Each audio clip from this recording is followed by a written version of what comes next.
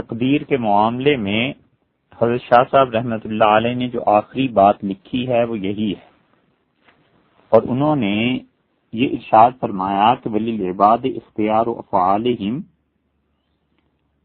انسانوں کو اپنے کام کرنے کا اختیار ہے، لیکن لا اختیار لہم فی ذالک الاختیار، وہ جو اختیار اللہ تعالی نے دیا ہے، اللہ وہ اختیار دے یا نہ دے، اس اللہ کے اختیار میں انسانوں کا اختیار نہیں ہے، اس لیے کہ اختیار جو اللہ کا ہے اس میں انسان کا کوئی دخل نہیں، اللہ جیسے چاہے اپنے اختیار کو استعمال کرے۔ اور پھر شاہ صاحب رحمۃ اللہ علیہ نے ایک حکمت کی بات بھی لکھی، فرمایا انسان جو کام بھی کرنا چاہتا ہے اس کی صورت اس کے نگاہوں کے سامنے موجود ہو کہ یہ چیز کیسے بنے گی، اور جب ہو ہی نہ لِقَوْنِهِ معلولاً بحضور صورت المطلوب، ایک چیز کہ جس کام کو وہ کرنا چاہتا ہے وہ کام اس کے سامنے ہو، وَنَفْعِهِ، اور دوسرے اسے یہ پتا ہو کہ اس کا نفع کیا ہے، اور تیسرے یہ کہ اس کے دل میں عزم پیدا ہو اس کام کے کرنے کا، تو جب اسے ان عواقب اور نتائج کی خبر ہی نہیں ہے تو پھر وہ آدمی اس کام کو کیسے کرے گا؟ اس کو ایسے سمجھ لیجئے، حضرت شاہ صاحب رحمۃ اللہ علیہ نے اس ایک جملے میں بڑی گہری بات فرمائی۔ انہوں نے کہا لِقَوْنِهِ مَعْلُولًا بِحُضُورِ صُورَةِ الْمَطْلُوب،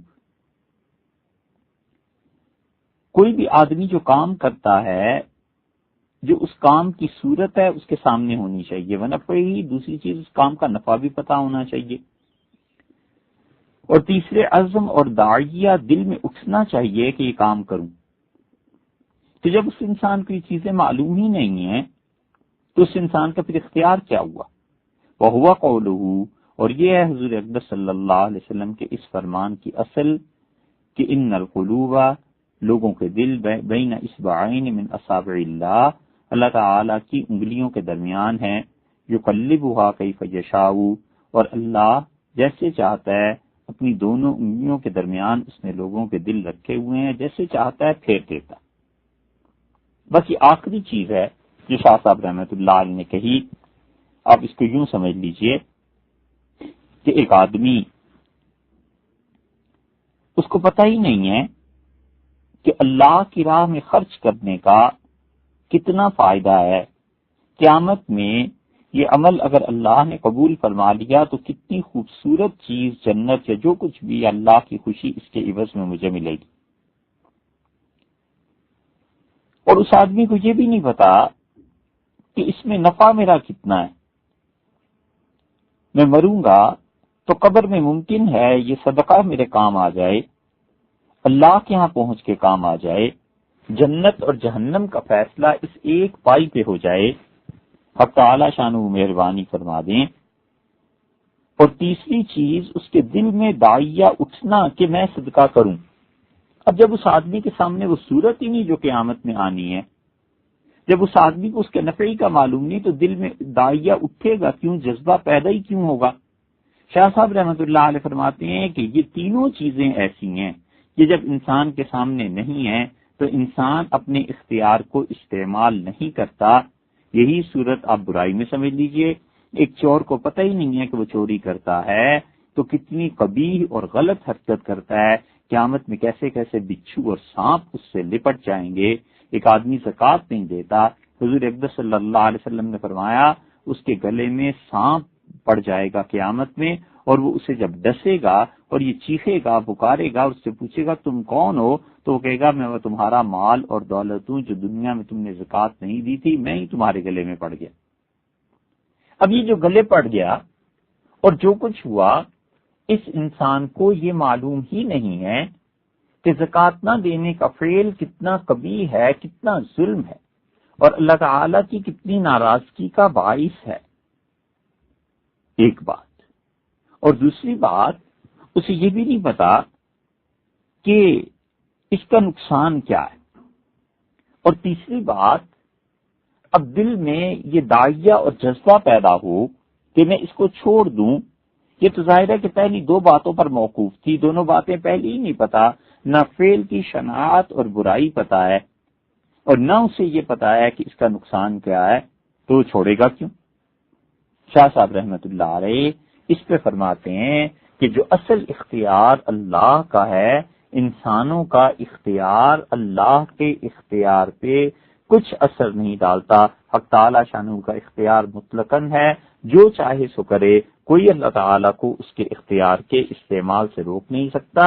اور اسی کو وہ فرماتے ہیں کہ ان القلوب بین اصبعین من اصابع اللہ، کہ لوگوں کے دل اللہ تعالیٰ کی دو انگلیوں کے درمیان ہے، جو یقلبھا کیف یشاء، اللہ جیسے چاہتا ہے انسانوں کے دلوں کو پھیر دیتا ہے۔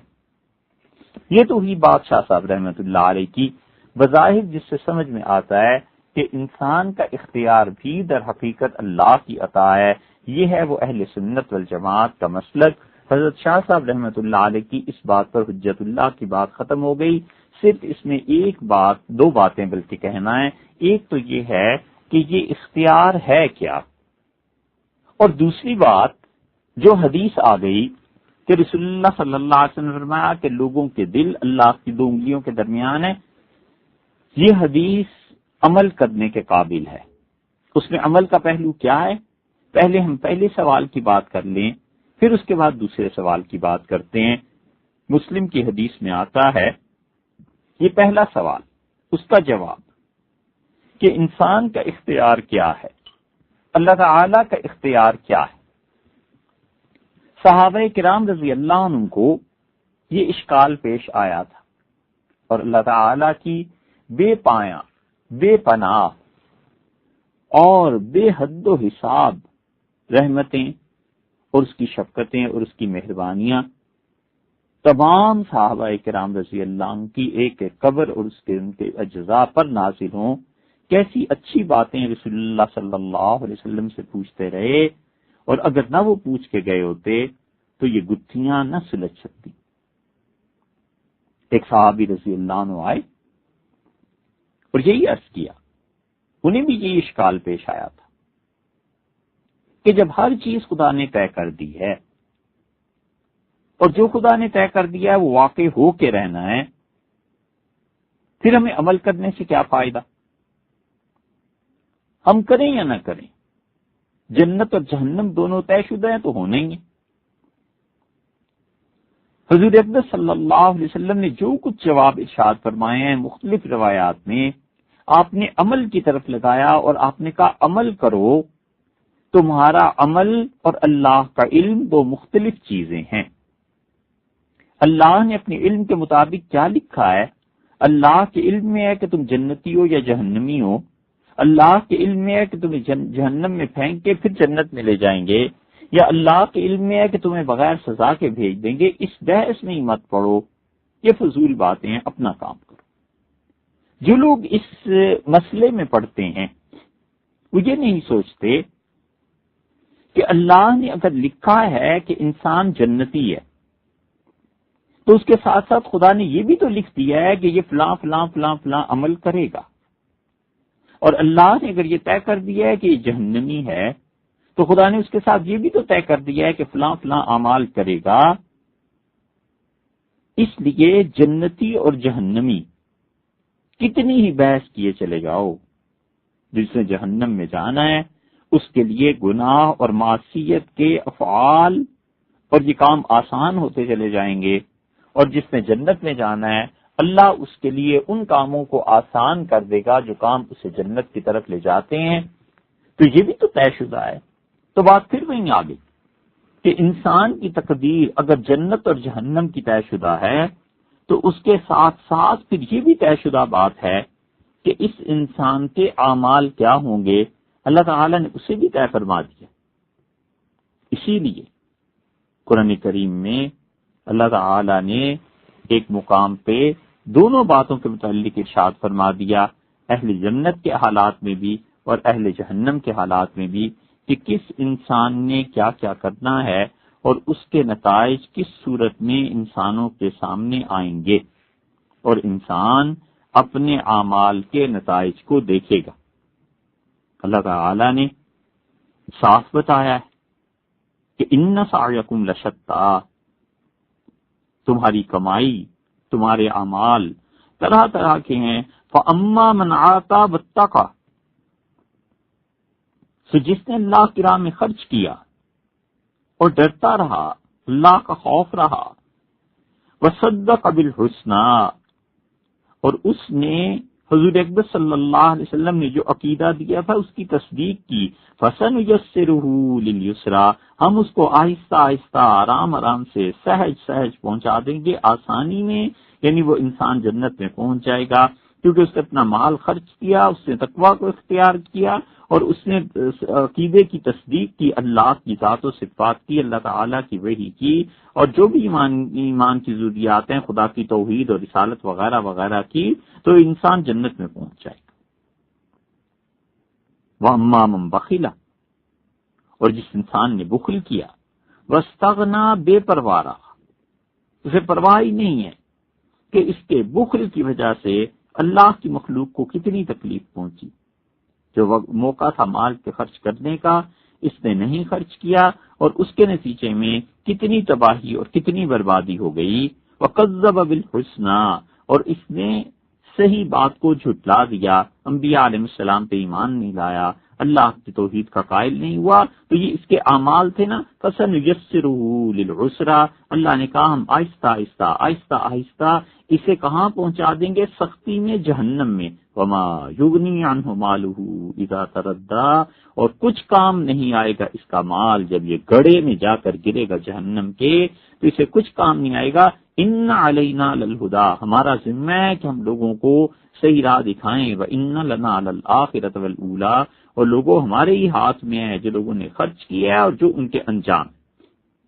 دیکھا آپ نے کہ اللہ تعالی نے تقدیر کے معاملے میں جو بات ارشاد فرما دی، اس کا خلاصہ یہ نکلا کہ ایک انسان جنتی ہے یا جہنمی ہے، تو اس کے اعمال بھی تو ایسے ہی ہیں۔ تو پھر اعمال کا صدور جو انسانوں سے ہوتا ہے، اچھے اور برے اعمال، یہ اعمال اور اللہ کا علم دو مختلف چیزیں۔ مسئلہ یہ ہے کہ یہ کام کرنے میں ہم مجبور ہیں یا مختار ہیں۔ بات تو صرف اتنی سی ہے، ہمارا کچھ دخل ہے یا نہیں؟ ایک آدمی نماز پڑھتا ہے اور دوسرا آدمی چوری کرتا ہے، اور یہ سوال اس لیے اٹھتا ہے کہ اللہ تعالیٰ کے علم کے خلاف ایک ذرہ بھی کہتے ہیں نہیں ہل سکتا، تو جب اللہ نے سب کچھ پہلے سے طے کر دیا ہے تو پھر ہم مجبور ہو گئے۔ اس کا مطلب یہ ہوا کہ بندوں کے سارے افعال اضطراری ہو گئے۔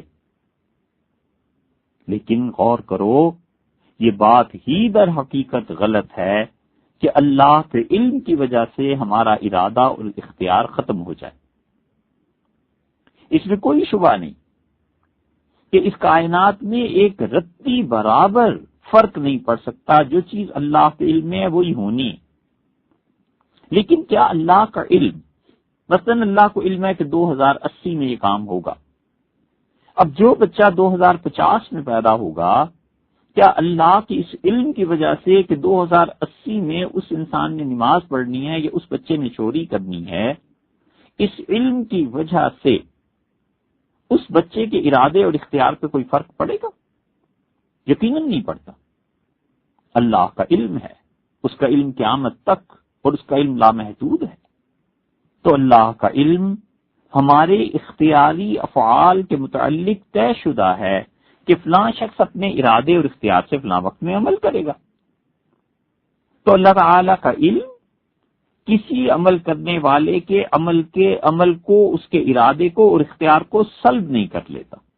سوچنا چاہیے کہ خود غور سے سنو، خود اللہ جو کچھ کر رہا ہے، اس کے جو افعال ہیں، اس کے حکم سے جو بارشیں برستی ہیں، بجلیاں کونتی ہیں، زندگی اور موت کے احوال ہیں، یہ سب کے سب خود خدا کے بھی علم میں پہلے سے ہیں یا نہیں؟ اللہ تعالیٰ کو معلوم ہے کہ نہیں کہ میں اور آپ کب مریں گے؟ اگر آپ کہیے کہ خدا کو معلوم نہیں ہے، معاذ اللہ ثم معاذ اللہ، تو اس کا مطلب یہ ہوا کہ اللہ اپنے کام جو کچھ کرتا ہے اسے خود پتا نہیں ہوتا۔ یہ کیسے ممکن ہے؟ ایسے جاہل کو خدا کیسے مانا جا سکتا ہے؟ اور اگر آپ یہ کہیں کہ اللہ کو پہلے سے پتا ہے تو پھر بات درست ہے، اللہ کا علم ہے۔ اگر پہلی صورت اختیار کرنی ہے تو اس کا مطلب تو یہ ہوا کہ بندے تو ایک طرف رہے، خود اللہ بھی فاعل اور مختار نہ ہوا۔ آپ تو فکر کر رہے ہیں، اس بات کی بحث کر رہے ہیں کہ بندہ جو چوری کرتا ہے یا نماز پڑھتا ہے یہ اس کا اختیار نہیں ہے۔ یہاں تو اس سے بھی بڑھ کے بات آ گئی کہ اللہ کا علم اگر اس کے اختیار پر کوئی اثر ڈالتا ہے تو خود خدا جو کام کرتا ہے اس کو بھی اپنے کاموں کا علم ہے یا نہیں؟ اگر اس کو علم نہیں ہے تو پھر یہ کفر ہوا۔ کہاں آپ بندوں کے اعمال کی فکر میں تھے، یہاں تو خود اللہ تعالیٰ کے علم پر بات آ گئی کہ اسے بھی علم نہیں معاذ اللہ۔ تو اس لیے معلوم ہوتا ہے کہ کسی بھی کام کے ساتھ اللہ کے علم کا ہونا انسان کے ارادے کو ختم کر دینے کے ساتھ منسلک نہیں ہے۔ اب اسے ایسے سمجھیں کہ ایک عام سی مثال دیتے ہیں، ہمارے ملک میں تو نہیں کہ یہاں کوئی تہذیب اور شائستگی نہیں ہے، جن ممالک میں تہذیب ہے اور انسانیت نام کی چیزیں ہیں وہاں پر ریل گاڑیوں کے اوقات مقرر ہیں، جہاز کے اوقات مقرر ہیں، صبح اور شام کے اوقات مقرر ہیں۔ مثلا آپ کو اگر بیرون ملک سفر کا مرحلہ درپیش ہو، یہ کبھی زندگی میں پیش آیا ہو، تو اگر وہ کہیں گے کہ 8 بجے فلائٹ میں چلنا ہے تو ٹھیک آپ گھڑی کو دیکھیے 8 بجے وہ حرکت شروع ہو جائے گی۔ یہ ان ممالک کی بات ہے جنہیں دنیا میں ڈھنگ سے رہنا ہے اور ترقی کرنی ہے۔ اب جس نے ٹائم ٹیبل بنایا تھا کہ 8 بجے اس جہاز نے چلنا ہے، کیا آپ کہہ سکتے ہیں کہ عین جب 8 بجے وہ چلنے لگا تو ٹائر پنکچر ہو گیا؟ فرض کیجیے، کبھی ہو سکتا ہے، بالکل ہو سکتا ہے۔ تو جو ٹائم ٹیبل بنانے والا تھا کیا اسے پتا ہوگا کہ میں نے جہاز کا 8 بجے کا ٹائم مقرر کیا ہے تو 8 بجے نہیں 8:30 بجے چلے گا، کیونکہ اس دن جہاز کا ٹائر پنکچر ہو جائے گا؟ انہیں خبر بھی نہیں ہوتی۔ تو اس کا علم 8 بجے چلنے کا اور جہاز کا 8:30 بجے 8 بجے نہ چل سکنا اور 8:30 بجے چلنا، ان دونوں کا آپس میں ربط کیا ہے؟ کچھ بھی نہیں۔ حق تعالی شانہ کا علم معاذ اللہ یہ اس کے لیے مثال نہیں ہے۔ اللہ کا علم بہت بڑی صفت ہے اس کی۔ اللہ کا علم تمام جزیات پر محیط ہے۔ فرض کر لیں ٹائم ٹیبل بنانے والے کو اگر علم ہوتا کہ جہاز 8 بجے کی بجائے 8:30 چلے گا کیونکہ اس کا ٹائر پنکچر ہو جائے گا، تو پھر تو بات مانی جا سکتی تھی کہ جناب اس کا علم تھا۔ لیکن انسانوں کو کوئی علم نہیں ہوتا، بس یہ 8 بجے کا لکھ دینا اس کی وجہ سے ٹائر پنکچر تو نہیں نہ ہو رہا، اس کی وجہ سے تو لیٹ نہیں ہو رہا۔ لیٹ تو اس وجہ سے ہوا ہے کہ اس کا ٹائر پنکچر ہو گیا جہاز کا، یہ کچھ ہو گیا ہے مسئلہ، اس کا ونگ ٹوٹ گیا ہے، پائلٹ لیٹ ہو گیا ہے، 1000 صورتیں اس کی بن سکتی ہیں۔ تو اس لیے علم ایک الگ چیز ہے، حق تعالی شانہ کا علم ایک الگ چیز ہے، اور بندے کے افعال ایک الگ چیز ہے۔ اسی لیے معتزلہ اس مسئلے میں آ کر پھنس گئے۔ اہل سنت والجماعت نے کہا کہ اللہ کا علم ہمیں معلوم ہی نہیں ہے۔ چور جب چوری کرتا ہے تو کیا اسے پتا ہوتا ہے کہ اللہ نے میری تقدیر میں یہ لکھا ہے یا نہیں لکھا؟ معاذ اللہ، وہ چوری کے لیے کیا بارہا ایسے ہوتا ہے کہ پولیس کا سائرن بجا اور چور بھاگ گئے، کئی مرتبہ ایسے ہوتا ہے کہ چور گیا اور کچھ نہیں پایا اس نے، تو اسے پتا تھا کہ اللہ نے تقدیر میں یہ لکھا ہے؟ اللہ کے علم میں ہے کہ وہ آدمی کیا کرے گا. انسان کا اپنا ارادہ اور اختیار، اس کا استعمال بالکل الگ چیز ہے. معتزلہ اس باب میں آ کر پھنس گئے اور معتزلہ نے کہا کہ تقدیر کوئی چیز نہیں، اور ان میں سے ایک فرقے اور طبقے نے کہا کہ انسان جو کچھ بھی کرتا ہے اللہ تعالی کو اس بندے کے افعال کا پہلے سے علم ہی نہیں تھا. اللہ کچھ نہیں جانتا کہ بندے کیا کریں گے. معاذ اللہ ثم معاذ اللہ. اور ان کی دلیل بھی سنیے گا. اور وہ کہتے تھے کہ کوئی آدمی جب چوری کر چکتا ہے تو پھر اللہ کو علم ہوتا ہے کہ اچھا اس نے چوری کی. تو افعال عباد، بندوں کے کاموں کے وجود میں آنے سے پہلے اللہ کو علم ہی نہیں تھا. یہ عقیدہ بہت سے معتزلیوں کا تھا. حافظ ابن حجر رحمۃ اللہ علیہ، اسقلانی رحمۃ اللہ علیہ نے فتح الباری میں اس کی تصریح کی ہے. اب معتزلہ جب اگلے آئے، اگلی نسلیں، تو انہوں نے کہا اس سے تو اللہ تعالیٰ کا جاہل ہونا ثابت ہوتا ہے، معاذ اللہ، اور یہ اللہ کی شان میں گستاخی ہے. لہذا انہوں نے کیا کیا، اس عقیدے کو چھوڑ دیا. دلیل ان کی کیا تھی؟ وہ کہتے تھے کہ دیکھو بندوں کے جتنے بھی کام ہیں اگر یہ مانا جائے کہ اللہ تعالی نے کرائے ہیں تو پھر اللہ کی طرف چوری کی نسبت بھی ہوگی کہ معاذ اللہ چوری بھی خدا نے کرائی ہے. بچنے کی تدبیر یہ ہے کہ سرے سے اللہ کے علم کا انکار کر دو، نہ رہے بانس نہ بجے بانسری. بس یہ کہو کہ اللہ نے مخلوق کو پیدا کر دیا اور بندوں میں ہر قسم کے کام کرنے کی قوت اللہ نے رکھ دی تھی. آگے چل کے بندہ اس قوت کو خدا کی نافرمانی میں استعمال کرتا ہے تو اللہ کو علم نہیں، فرما برداری میں استعمال کرتا ہے تو اللہ کو علم نہیں. اتنی سی بات ہے بس.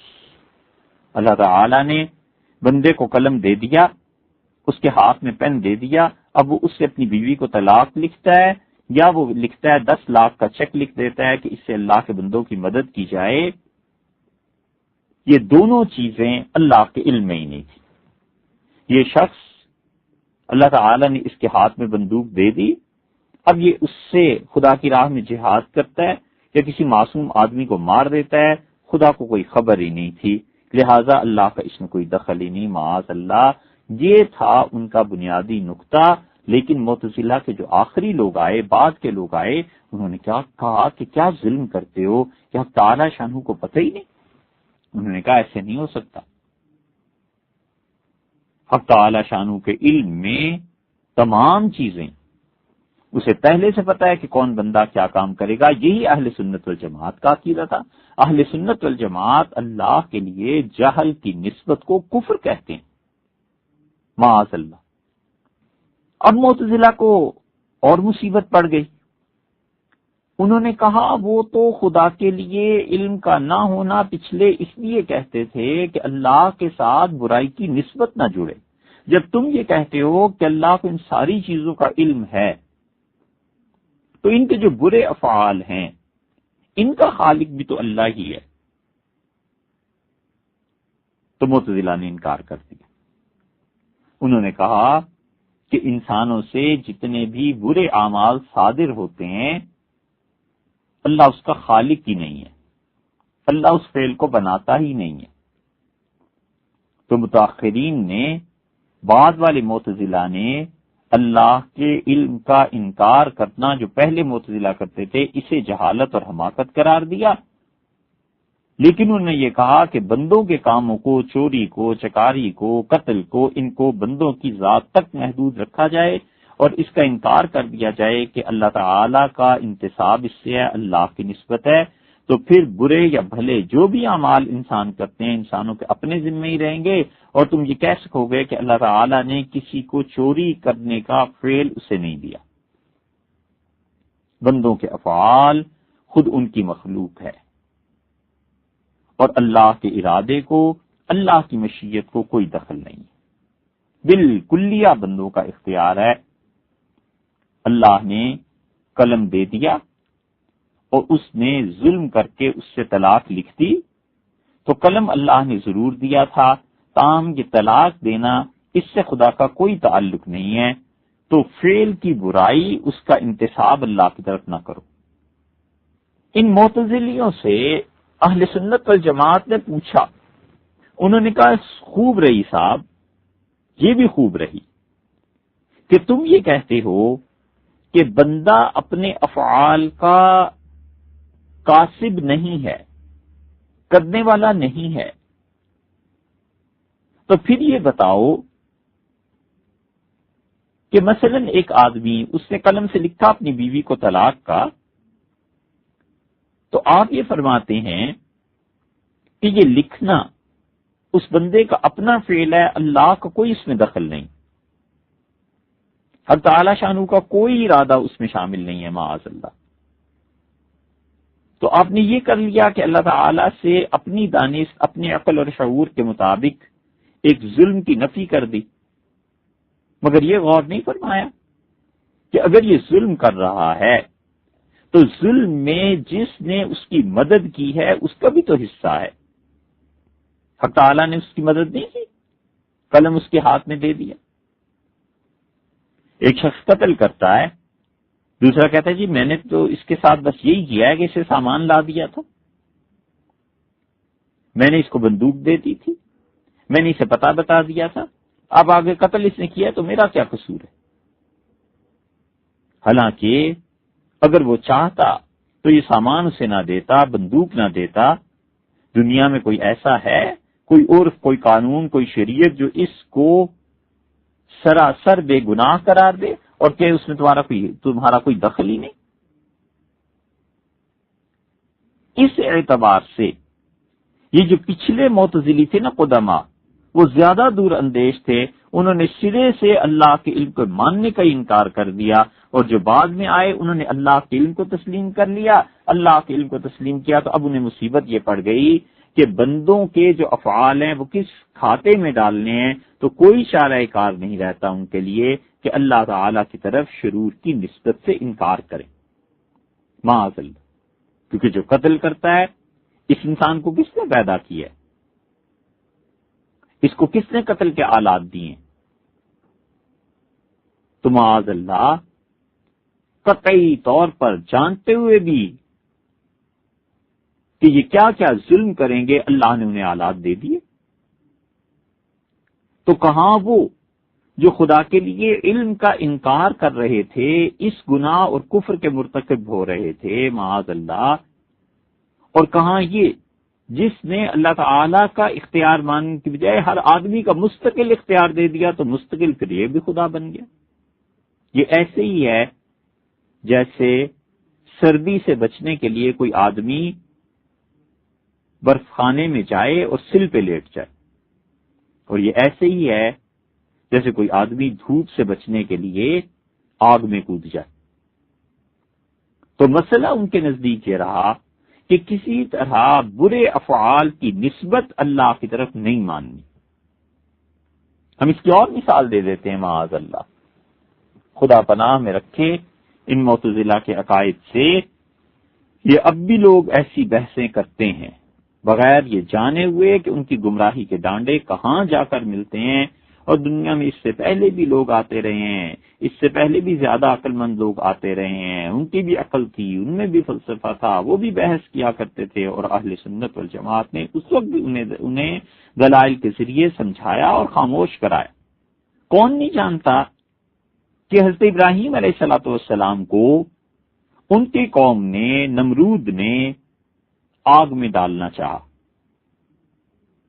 اور خدا کی توحید کی دعوت جو لے کر وہ کھڑے ہوئے تھے اس دعوت کو انہوں نے رد کر دیا، اور اس بادشاہ کا دماغ ایسا بگڑا کہ اس سے کہا انا ہوئی وہ امید، میں زندہ کرتا ہوں اور مارتا ہوں۔ ہے نا یہ قرآن کریم میں۔ اب یہ جو معتزلہ بعد میں آئے ان سے سوال یہ پوچھنا چاہیے کہ خدا سے کوئی پوچھے کہ اللہ جب آپ جانتے تھے کہ یہ دنیا میں ہے تو اسے پیدا ہی کیوں کیا تھا نمرود کو، اور اگر آپ نے پیدا کر دیا تھا تو اسے بادشاہت کیوں دے دی تھی؟ فالج گر جاتا اس پہ، آپ نے تو کچھ نہیں کیا۔ تو پھر یہ شر کی نسبت اللہ کی طرف ہے یا نہیں؟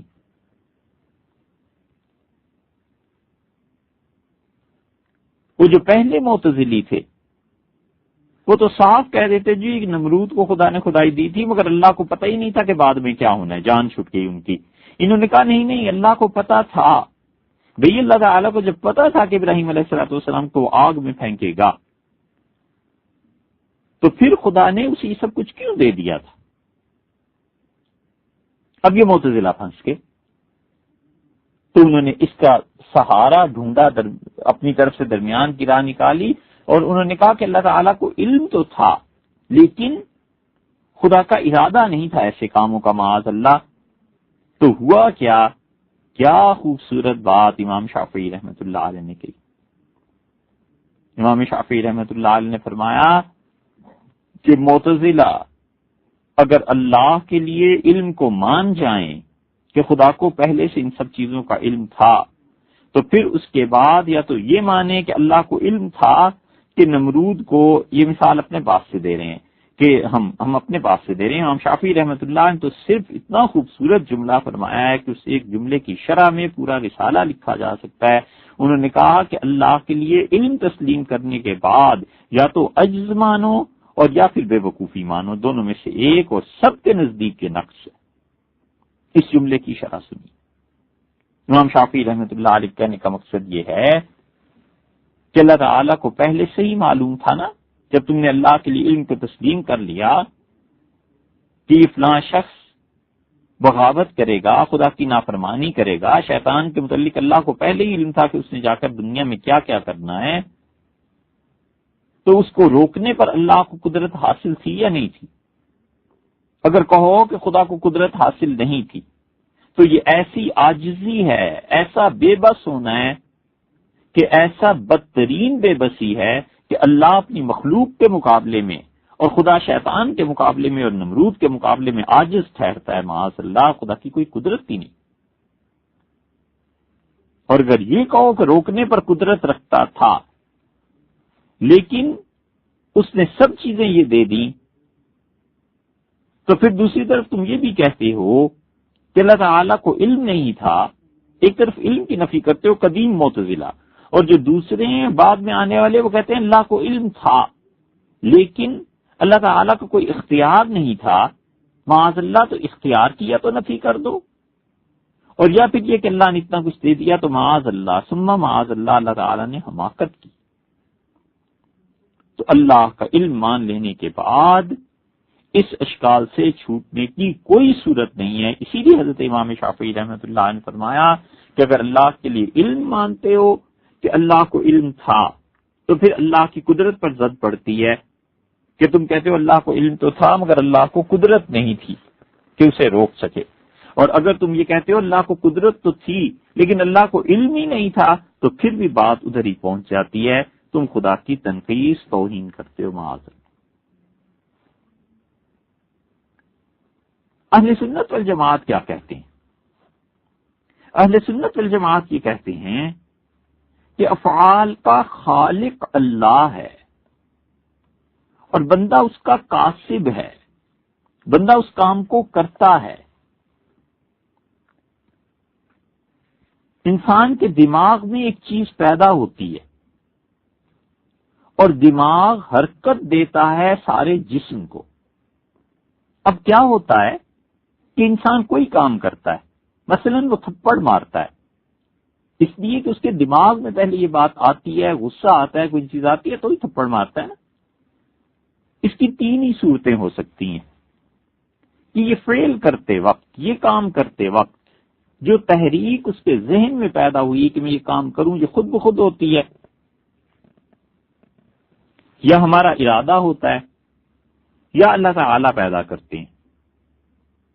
تو یہ بات جاننی چاہیے کہ انسان جو کام کرتا ہے، وہ جو حرکت اس سے ہوتی ہے وہ ہمارے ارادے سے نہیں ہے اور وہ خود بخود بھی نہیں ہے، بلکہ اللہ اس چیز کو انسان کے دماغ میں ڈالتا ہے اور انسان اس کام کو کرتا ہے اور اللہ کا اختیار ہے۔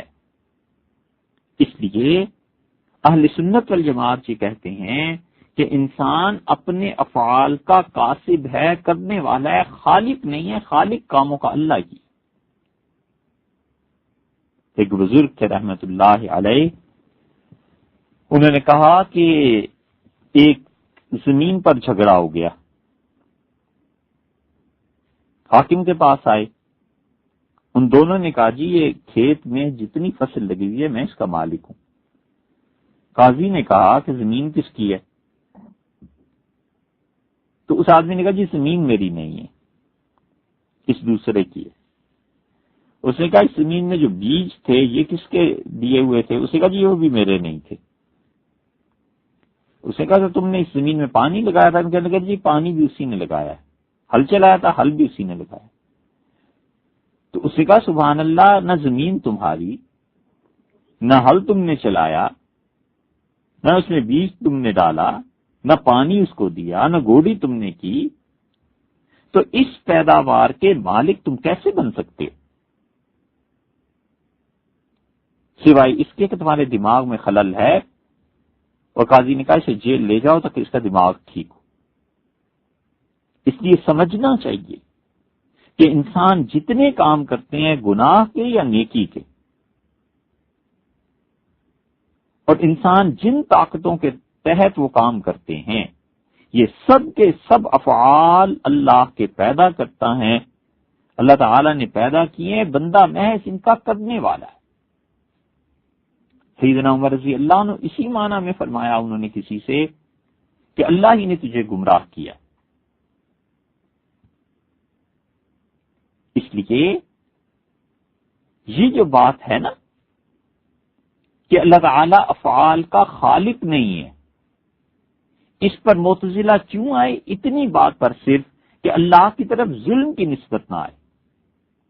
ہم کہتے ہیں تم نے ظلم کی نسبت اللہ سے فرض کر لو ہٹا دی تو کون سا تیر مار دیا؟ اس سے زیادہ شنی اور بےہودہ چیزوں میں مبتلا ہو گئے کہ اللہ کا علم ہی نہیں ہے۔ اور علم تو ہے اللہ کا کہ شیطان نے جا کر یہ کرنا ہے یہ کرنا ہے، لیکن اللہ تعالیٰ کی قدرت نہیں ہے۔ اچھا قدرت بھی ہے روکنے کی، پھر روکتا نہیں ہے خدا، تو جانا کہاں ہے؟ اس کے مقابلے میں دوسرا فرقہ پیدا ہو گیا معتزلہ کے، اور وہ جبری تھے۔ جبریہ نے کیا کہا؟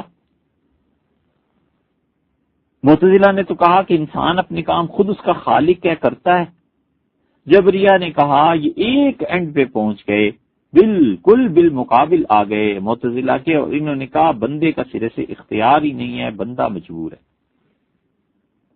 ناحق ہم مجبوروں پر تہمت ہے مختاری کی، چاہتے ہیں سو آپ کریں، ہم کو بس بدنام کیا۔ شاعری میں بھری ہوئی کتابیں مل جائیں گی، اور ایک دو چار اشعار نہیں ہزاروں اشعار اس مضمون کے مل جائیں گے کہ ہم مجبور محض ہیں، اور انسان کے ارادے اور اختیار کو کوئی دخل نہیں۔ ہم کہتے ہیں انسان کتنا مجبور ہے، کتنا مختار ہے۔ اگر تم کہو کہ کلیتاً مختار ہے اور انسان اپنے افعال اور کام خود کرتا ہے اور اللہ کے اس میں کوئی دخل نہیں ہے، تو اللہ عاجز ہے پھر معاذ اللہ۔ اور یہ تو معتزلہ کا، اور اس کے مقابلے میں جبریہ سے ہم کہتے ہیں اہل سنت والجماعت کہ اگر تم کہو کہ انسان اینٹ اور پتھر کی طرح بالکل بیکار محض ہے اور خدا کا جبر اس پر ہے، تو ایک آدمی اپنا ہاتھ ہلاتا ہے خود اپنی مرضی سے، آپ اپنے ہاتھ کو اوپر کریں نیچے کریں، اور ایک ہے جس آدمی کے ہاتھ پر راشا تاری ہے، آخر دونوں میں فرق ہے یا نہیں ہے؟ اگر کوئی آدمی کہتا ہے کہ راشا تاری ہو جائے، بعض مریضوں کو آپ نے دیکھا ہوگا ان کا سر ہلتا رہتا ہے غیر اختیاری طور پہ، بڑھاپے میں راشا تاری ہو جاتا ہے ہاتھوں میں، اور اپنے اختیار سے کوئی آدمی اپنا ہاتھ ہلائے اور اختیار سے اپنے سر کو ہانا میں ہلائے، دونوں میں اگر فرق نہیں ہے تو اس کا مطلب ہے جس کا فرق نہیں جان سکتا وہ اتنا زیادہ غبی کن ذہن ہے کہ اس سے آدمی کیا سمجھائے۔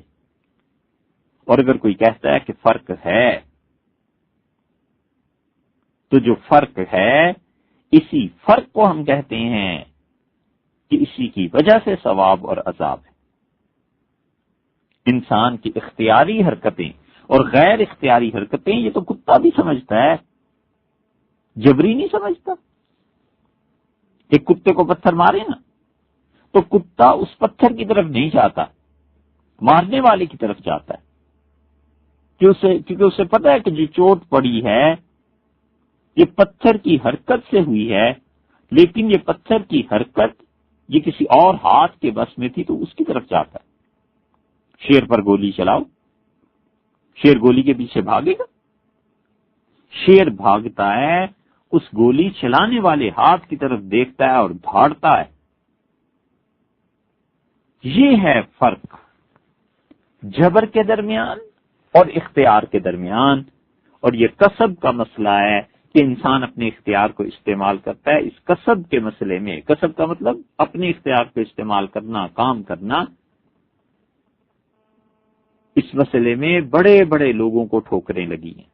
اہل سنت والجماعت کسر اللہ سوادہم، الحمدللہ انہوں نے صاف، ہمارے اکابر نے مسلک واضح کر دیا، انہوں نے کہا خیر ہو یا شر دونوں کا خالق اللہ ہے، ایک بات،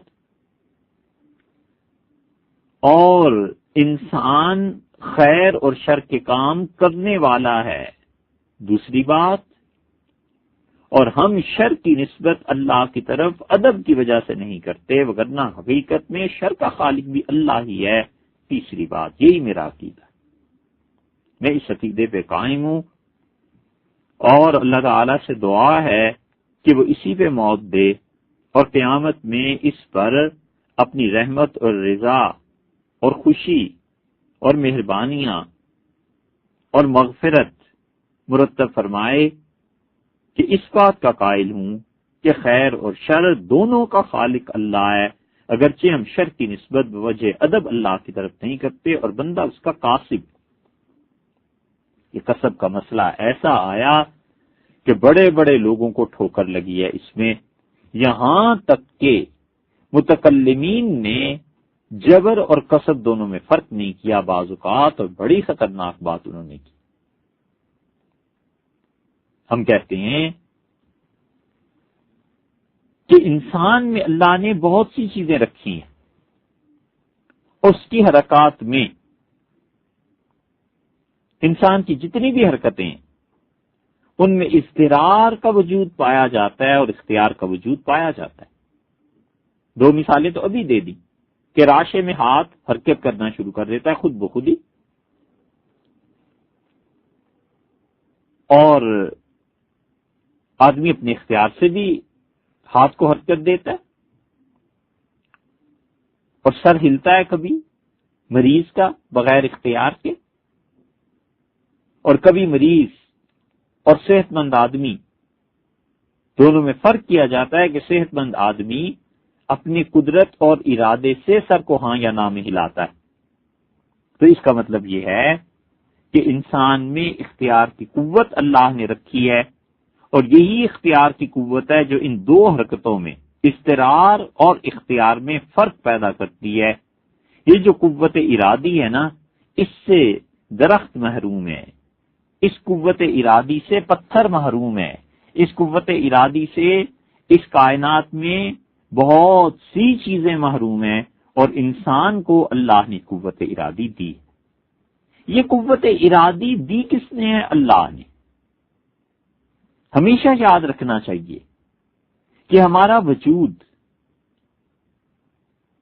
اور ہم میں اختیار اور جو کچھ بھی اس کائنات میں نظر آ رہا ہے یہ سب کا سب اللہ کی عطا ہے، ذاتی کسی کا کچھ نہیں،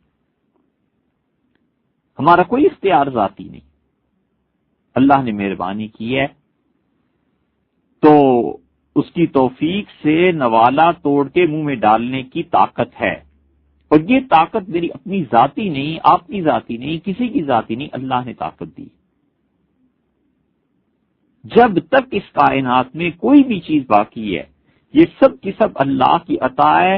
ہاں، اللہ ایسا ہے جس کی طاقت بھی ذاتی ہے، جس کا علم بھی ذات کے ساتھ ہے، جس کا ارادہ بھی اس کی ذات پاک کے ساتھ ہے. یہ سب چیزیں اللہ کے یہاں حقیقی ہیں، بندوں میں مانگی ہوئی ہیں، بندوں کو عنایت فرمائی ہوئی ہیں. یہ ہے وما تشاءون الا ان یشاء اللہ. اور تم جو کوئی چیز چاہتے ہو وہ در حقیقت میں اللہ چاہتا ہے. تو بندوں کی جتنی حرکات ہیں اضطراری یا اختیاری، اپنے وجود میں آنے سے پہلے اللہ کی مشیت کے تابع ہیں.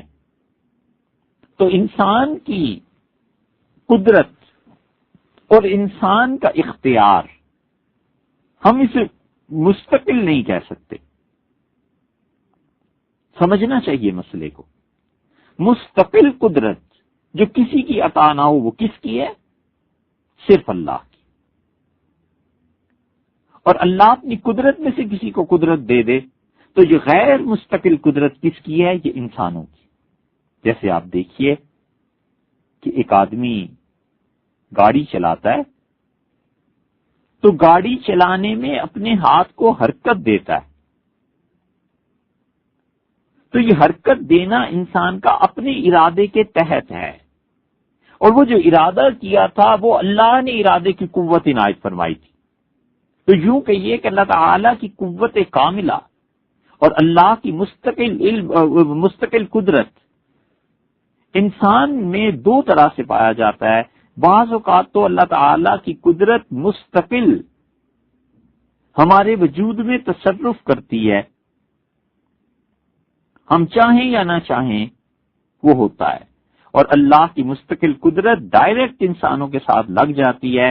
مثلاً راشا طاری ہو گیا، مثلاً بے اختیار آدمی اگر رونے سے رکتی ہی نہیں، طبیعت آنسو گرتے رہتے ہیں.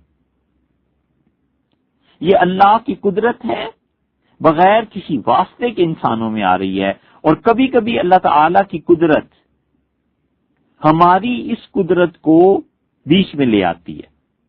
بڑی اہم بات ہے، اسے سمجھنا چاہیے کہ اللہ کی قدرت، اللہ کا ارادہ وہ ہمارے دماغ میں یہ بات ڈالتا ہے کہ تم ہاتھ سے یہ چیز لکھو، تو ہم ہاتھ سے وہ چیز لکھ دیتے ہیں. اس کی قدرت اور ارادہ ہمارے دماغ میں یہ چیز ڈالتا ہے کہ تم پاؤں سے ٹھوکر مارو اور اس پتھر کو راستے سے ہٹا دو. تو یہاں دیکھیے اللہ کی قدرت نے براہ راست ہمارے جسم میں تصرف نہیں کیا، بلکہ درمیان میں ہمارے ارادے کو بھی ڈال دیا. اور جو اضطراری حرکتیں ہیں انسان کی، اس میں اللہ تعالیٰ سیدھا سیدھا انسان پہ اپنا اختیار اور تصرف استعمال کرتا ہے. آدمی چاہے نہ چاہے وہ چیز ہو جاتی ہے. موت ہے، پوری دنیا زور لگا رہی ہوتی ہے، کیا ڈاکٹر، کیا دوائیاں، کیا دم درود کرنے والے، اور کیا ماں باپ، اور کیا بہن بھائی، اور کہاں کیا کیا کیا کیا جوان بیوی اور کیا چھوٹے بچے، ہر کوئی مانگ رہا ہوتا ہے زندگی کو. اور اللہ کی قدرت ان تمام انسانوں کو ہٹا دیتی ہے اور موت طاری کر دیتی ہے. ہے کسی کی مجال کے بات کر سکے، بول سکے، آہ اف تک کر سکے؟ یہ اس کی قدرت ہے. اور کبھی وہ موت چاہتے ہیں اور درمیان میں کسی اور کو لے آئے، اس نے قتل کر دیا، ڈاکٹر نے دوا غلط دے دی، بجلی کا کرنٹ لگ گیا، کچھ ہو جاتا اور انسان مر جاتا ہے. تو ایک جگہ اللہ کی قدرت بغیر واسطے کے نافذ ہو جاتی ہے اور دوسری جگہ اللہ کی قدرت واسطے کے ساتھ نافذ ہوتی ہے.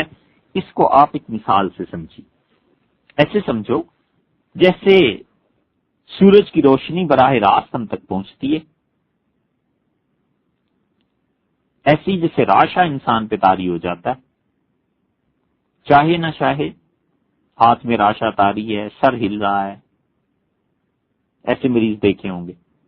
سورج کی روشنی زمین تک پہنچے گی ہی پہنچے گی. اور کبھی کبھی ایسے ہوتا ہے کہ یہ روشنی ہم تک پہنچتی ہے لیکن کسی واسطے سے. مثلا رات کو جو چاند چمکتا ہے تو چاند میں تو کوئی نور نہیں ہے، یہ نور سورج کا ہی ہے جو چاند نے جذب کر لیا تھا یا چاند پر پہنچا تھا اور پھر چاند کے ذریعے ہم تک پہنچا ہے. تو یہ درمیان میں واسطے کا آ جانا چاند کا اچھی طرح سمجھو کہ اگر یہ سورج کی روشنی براہ راست پہنچے تو اس کے خواص اور ہیں، اس کا حکم اور ہے، اس کا مزاج اور ہے، اس کا نام اور ہے۔ اور اگر یہی سورج کی روشنی کسی واسطے سے پہنچے تو پھر اس کا نام ہو رہا ہے، اس کا مزاج ہو رہا ہے، اس کا اثر ہو رہا ہے۔ سورج کی روشنی بلا واسطہ جب ڈائریکٹ زمین پر پڑتی ہے تو اس کا نام دھوپ ہے، اور یہی روشنی جب واسطے کے ذریعے سے آتی ہے تو اس کا نام چاندنی ہے۔ یہی روشنی جب براہ راست سورج سے آتی ہے تو جون جولائی میں سخت تپش ہو جاتی ہے، اور انسان، حیوان، جانور تک متاثر ہوتے ہیں۔ اور یہی روشنی جب رات کو چاند کے واسطے سے آتی ہے تو پھر یہ ٹھنڈی ہو جاتی ہے۔ دیکھا آپ نے کہ ایک ہی چیز، سورج کی روشنی جب بغیر واسطے کے پہنچی تو اور چیز ہو گئی، اور واسطے سے پہنچی تو اور چیز ہو گئی۔ حتیٰ کہ سورج کی کرنیں بلا واسطہ ہم پہ پڑتی ہیں۔ آج تک ایسے ہوا ہے کہ کپڑے جل جائیں؟ آج تک ہوا ہے کہ دھوپ میں کاغذ رکھا اور اس میں آگ لگ جائے، بارود رکھا ہو تو آگ لگ جائے؟ نہیں۔ اور درمیان میں آپ واسطہ آتشی شیشے کا کر دیجئے، آتشی شیشے کو آپ دیکھیے، اس کے ذریعے جو شعاع آتی ہے نا تو بارود پھٹ جاتا ہے، کپڑا جل جاتا ہے، کاغذ میں آگ لگ جاتی ہے۔ یہ ہوتا ہے نا آتشی شیشے کے ذریعے جو آتی ہے۔ وجہ کیا ہے؟ وجہ یہ کہ درمیان میں ایک واسطہ آ گیا ہے۔ بس اسی طرح سمجھ لینا چاہیے کہ اللہ تعالیٰ نے انسان کے اندر جو طاقتیں رکھی ہیں ان میں خدا نے ارادے اور قدرت کی جو طاقت انسان کو دی ہے، اگرچہ یہ قوت اور طاقت انسان کی غیر مستقل ہے، اللہ نے عطا کی ہے اور اسی کے تابع ہے۔ اللہ ہی جب چاہتے ہیں تو اس کو حرکت دیتے ہیں، مگر وہ قدرت انسان کے اندر ہے ضرور۔ اسی وجہ سے ہم انسان کی ارادی حرکتوں اور غیر ارادی حرکتوں میں فرق کرتے ہیں، اور انسان اسی قدرت کے ہونے کی وجہ سے جو حرکتیں اور فعل کرتا ہے نا اس کو اپنا فعل سمجھتا ہے، کیونکہ درمیان میں انسان آ گیا نا۔ کوئی نہیں کہتا کہ میں نے تمہیں زندگی دے دی، کوئی نہیں کہتا کہ میں نے تمہیں مار دیا، کیونکہ وہاں اللہ نے ڈائریکٹ اپنا اختیار استعمال کیا، اولاد دے دی اور موت دے دی۔ کوئی نہیں کہتا میں نے تمہیں بارش دی ہے، حق تعالی شانہ نے ڈائریکٹ اپنا حق اپنی قدرت کا استعمال فرمایا، اور ساری قدرتیں اسی کے لیے ہیں، سارا علم اسی کے لیے ہے، پاک ہے اس کی ذات ہر عیب سے، ہر نقص سے، ہر شر سے۔ اور جب انسان کا واسطہ بیچ میں آ جاتا ہے تو پھر ڈاکٹر ہوتا ہے، کہتا ہے صاحب دیکھا نا شفا ہو گئی، ہم نے کیسی اچھی دوا آپ کو دی۔ یہ انسان جو اپنی طرف منسوب کر رہا ہے نا اس کا نام ہے کسب۔ اب سمجھے، پہلی صورت جو تھی وہ جبر کی ہے اور دوسری صورت کسب کی ہے۔ بندے کے اعتبار سے پہلا جبر محض ہے، سب لگ جائیں موت تو آنی آنی ہے، یہ جبر ہے انسان پہ۔ اور جب انسانوں کا واسطہ بیچ میں آ جاتا ہے تو اسے کسب کہتے ہیں۔ ڈائریکٹ موت دے دی، دل کا دورہ پڑ گیا، کوئی کچھ نہیں کر سکتا، انتقال ہو گیا۔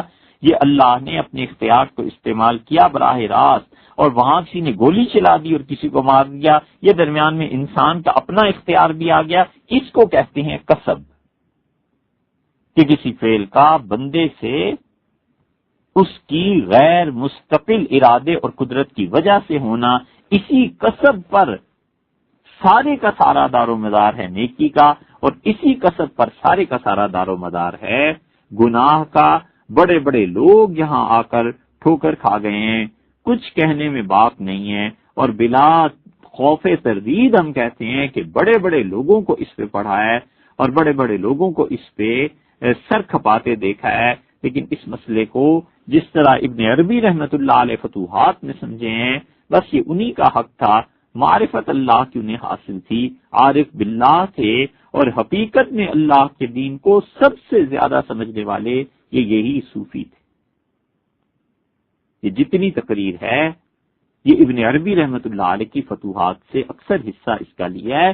تو دیکھا آپ نے کبھی اللہ براہ راست اپنا اختیار استعمال کرتا ہے اور کبھی اللہ تعالیٰ درمیان میں واسطے کو ڈال دیتا ہے. یہ جو واسطہ آ جاتا ہے نا، یہ ہے وہ چیز جس کو ہم کہتے ہیں یہ کسب.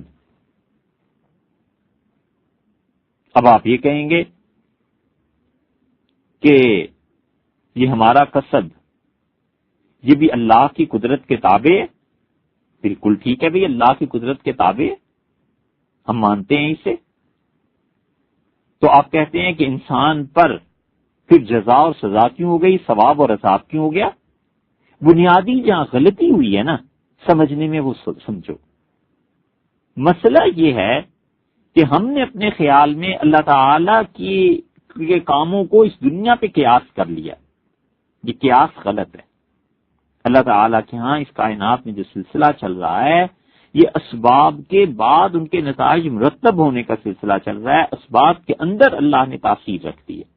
مثلا آگ میں اللہ نے جلانے کی تاثیر رکھ دی، پانی میں ٹھنڈک کی تاثیر رکھ دی، زہر میں موت کی تاثیر رکھ دی، چاہے خوشی سے کھائے اور چاہے کوئی جبرن کھلا دے. ساری دنیا انہی اسباب کے تحت جکڑی ہوئی ہے اور بند ہے. اس کائنات میں اسباب کا تعلق نتائج سے بھی ہے اور اسباب کا تعلق اختیار کرنے والے سے بھی ہے. تو اختیار کرنے والا انسان ہے اسباب کا، اس پر لا محالہ وہ نتائج مرتب ہونے ہیں. جہاں نتائج مرتب نہیں ہوتے وہ معجزہ اور کرامت ہوتی. اب کوئی آدمی یہ کہے کہ آگ میں کیوں جلانے کی صلاحیت رکھ دی، تو اس کا کوئی جواب نہیں دے. ختم بات. اس لیے کہ اب تو یوں ہی ہے جیسے کوئی کہے کہ آم کے درخت پہ آم کیوں لگتے ہیں، اور جو بیل ہے اس میں انگور کیوں لگتے ہیں، بیل انگور کی بیل پہ، اور نیم کا درخت ہے تو نمبولی لگتی ہے. یا کیوں کا سوال ہی نہیں. کل کائنات مل کر اس کا جواب نہیں دے سکتی کہ آم کے درخت پہ آم ہی کیوں لگتے ہیں، نمبولی کیوں نہیں لگ جاتی. زیادہ زیادہ یہی کہیں گے کہ جو کہ آم کے درخت کا تقاضا یہی ہے کہ اس پہ آم لگے اور انگور کی بیل کا تقاضا یہی ہے کہ اس پہ انگور لگے، تو پھر بھی آگے اس کا کوئی جواب نہیں. اس لیے ہم کہتے ہیں کہ کسب وہ انسان خود کرتا ہے. انسان کاسب ہے اپنے کاموں کا، اور حقیقت میں اختیار اللہ کا ہے. اللہ تمام افعال کو پیدا کرنے والا ہے، خالق ہے، اور اس کے بعد انسان اپنے افعال کا کاسب ہے. خیر اور شر دونوں کو اللہ نے پیدا فرمایا. انسان اس کا کسب کرتا ہے، کام کرتا ہے. اللہ کی قدرت کبھی مستقل ڈائریکٹلی انسان پر نافذ ہوتی ہے، کبھی بذریعہ کسی واسطے کے آتی ہے. یہ جو واسطہ ہے نا یہ ہے کسب انسان کا. اور ہم بوجہ ادب کے شر کی نسبت اللہ کی طرف نہیں کرتے. یہ تو ایک بات ہوئی.